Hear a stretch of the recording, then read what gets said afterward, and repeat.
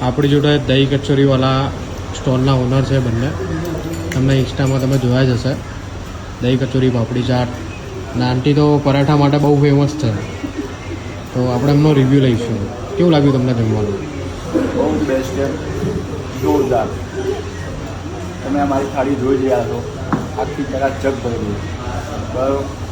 એમાં બેસ્ટ વસ્તુ આની જે છે કે અહીંયા સબ્જીઓ લગભગ ઓલમોસ્ટ ડેલી ચેન્જ થાય છે. એ સૌથી સારી વસ્તુ છે.